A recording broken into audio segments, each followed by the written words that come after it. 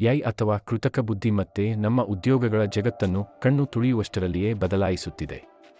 ಇತ್ತೀಚೆಗೆಲ್ಲೂ coding ಅಥವಾ programming ಅನ್ನು ಭವಿಷ್ಯದ ಭದ್ರ ಉದ್ಯೋಗವಾಗಿ ಪರಿಗಣಿಸಲಾಗುತ್ತಿತ್ತು.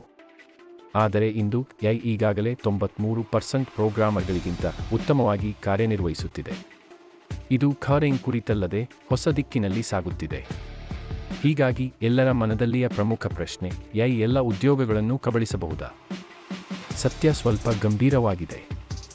ಎಐ ನಿಜವಾಗಿಯೂ ಕೆಲ ಉದ್ಯೋಗಗಳನ್ನು ತೆಗೆದುಕೊಂಡಿದೆ, ವಿಶೇಷವಾಗಿ ಪುನರಾವರ್ತಿತ ಕೆಲಸಗಳು, ನಿಯಮಾಧಾರಿತ ಟಾಸ್ಕ್ಗಳು. ಆದರೆ ಅದೆಷ್ಟೋ ಉದ್ಯೋಗಗಳನ್ನು ಇದು ಹೊಸ ರೂಪದಲ್ಲಿ ರೂಪಿಸುತ್ತಿದೆ. ಉದಾಹರಣೆಗೆ, ಈಗ ಎಐ ಲೇಖನಗಳನ್ನು ಬರೆಯಬಲ್ಲದು, ಇಮೇಲ್ಗಳಿಗೆ ಉತ್ತರಿಸಬಲ್ಲದು ಅಥವಾ ಕೋಡ್ಗಳನ್ನು ವಿಶ್ಲೇಷಿಸಬಲ್ಲದು. ಆದರೆ ಮಾನವೀಯ ಸ್ಪರ್ಶವಿಲ್ಲದೆ ಯಾವ ಕಾರ್ಯವೂ ಪೂರ್ತಿಯಾಗುವುದಿಲ್ಲ. ಉದಾಹರಣೆಗೆ, ಡಾಕ್ಟರ್ಗಳು ಎಐ ಮೂಲಕ ರೋಗ ನಿರ್ಧಾರ ಮಾಡಬಹುದು, ಆದರೆ ಮಾನವನ ಸಹಾನುಭೂತಿ ಇಲ್ಲದ ವೈದ್ಯಕೀಯ ಸೇವೆ ಯಾರಿಗೂ ಬೇಕಾಗಲ್ಲ. ಹಾಗೆಯೇ ಕೋಡಿಂಗ್ ಕೂಡ ಪೂರ್ತಿಯಾಗಿ ಕಳೆದುಹೋಗುವುದಿಲ್ಲ. ಬದಲಾಗಿ ನಾವು ಎಐ ಅನ್ನು ಹೇಗೆ ಬಳಸದೆ ಎಂಬುದರ ಮೇಲೆ ಗಮನ ಹರಿಸಬೇಕು.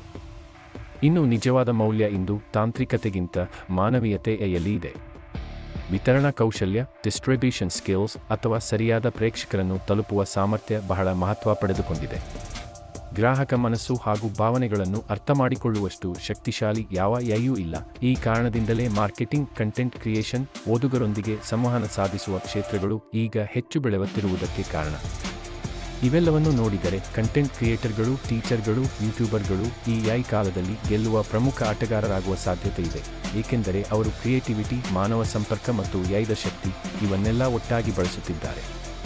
ಇದೇ ಹೊಸ ಪ್ರಪಂಚದಲ್ಲಿ ನೀವು ಗೆಲ್ಲಬೇಕಾದರೆ ತಾಂತ್ರಿಕ ಜ್ಞಾನ ಮಾತ್ರವಲ್ಲ, ಎಐ ಜೊತೆ ಕೆಲಸ ಮಾಡುವ ಕೌಶಲ್ಯವೂ ಬೇಕು. ಪ್ರಾಂಪ್ಟ್ ಎಂಜಿನಿಯರಿಂಗ್, ಎಐ ಟೂಲ್ ಬಳಕೆ, ಸ್ನೇಹಪೂರ್ಣ ಸಂದೇಶ ರಚನೆ ಮತ್ತು ಆನ್ಲೈನ್ ಬಾಳ್ವೆ, ಪರ್ಸನಲ್ ಬ್ರ್ಯಾಂಡಿಂಗ್ ಇವು ಇಂದು ಮುಖ್ಯವಾಗಿದೆ. ಜೊತೆಗೆ ನೀವು ಯಾವ ಉದ್ಯೋಗದಲ್ಲಿದ್ದರೂ ಸಹ ನಿರಂತರವಾಗಿ ಕಲಿಯುವುದು, ಹೊಸದನ್ನು ಪ್ರಯತ್ನಿಸುವ ಮನೋಭಾವನೆ ಇರಬೇಕು.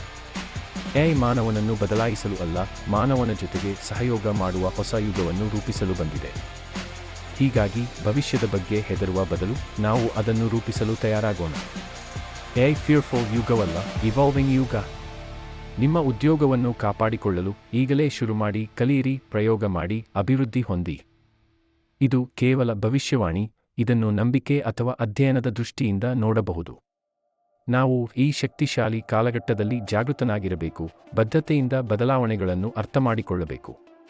ಇನ್ನಷ್ಟು ಭವಿಷ್ಯವಾಣಿ, ತಂತ್ರಜ್ಞಾನ, ಮಾಹಿತಿ ಹಾಗೂ ಭಾರತೀಯ ಪರಂಪರೆಯಲ್ಲಿನ ವೈಜ್ಞಾನಿಕ ಮಹತ್ವಗಳಿಗಾಗಿ ನ್ಯೂರಲ್ ಎಐ ಕನ್ನಡ ಯೂಟ್ಯೂಬ್ ಚಾನೆಲ್ಗೆ ಸಬ್ಸ್ಕ್ರೈಬ್ ಮಾಡಿ.